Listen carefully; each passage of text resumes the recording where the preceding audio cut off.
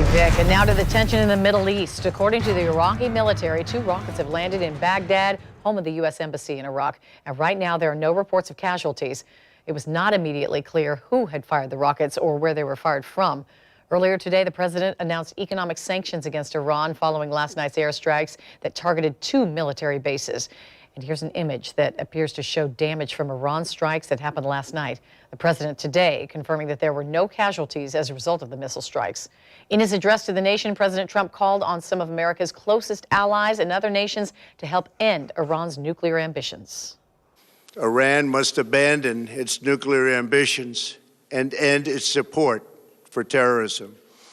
And we must all work together toward making a deal with Iran that makes the world a safer and more peaceful place. And tonight, stepped up security at our military bases. The Navy says all of its bases have what it calls additional force protection as a result of the situation with Iran. News4JAX reporter Jim Piggott has been out at Mayport all day, where he's been talking to members of the military and Navy families about what they think could happen. Jim. You know, Mary, I'm right here at the Mayport base. This is the lighthouse behind me here and a helicopter landing field. I know now it's hard to see several ships behind me. But when the Navy said that there was additional force protection, that was unusual to hear about security talking at the base. I've been outside the base, as you had mentioned, talking to people that are associated with the military, trying to talk to staff, but we did talk to some family members who are concerned but not worried.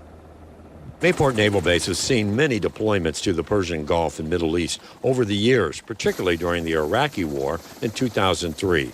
This morning, when President Trump spoke about the attack on the Iraqi base, which housed American troops, and the U.S. response, we were with a number of Navy veterans in Mayport who were watching at the American Legion Post 316. This veteran, Rich, we didn't want to give us his last name, did say he's paying very close attention. My daughter's a lieutenant commander in the Navy. She's stationed in Rota, Spain. But, I mean, for this to happen here, you never know what you're going to get, right? So. I think the fact that your daughter's stationed in Spain puts you a little bit on alert, right? No. No, not at all. You're not worried, you know? No, not at all. Is that in the back of your head, though, that, you know? Oh, it's always in the back of your head. But, you know, you try not to think about it. Right. She's safe. I know she's safe. That's all I care about. Others say they're not worried about the possibility of war. The only thing I would think of is if Iran ever did anything to any of our fleet. You know, our battleships, or not battleships, but aircraft carriers. That's why I would think that something would happen for us to retaliate against. But other than that, I don't see them they're too far away. We also talked with people near the base, and they tell us they're not worried, at least at this point. I think it's done. Honestly, the way Iran has been in the past, you know, they like to kick the can, you know, they like to push down the road, but once somebody pushes back, they kind of lay off.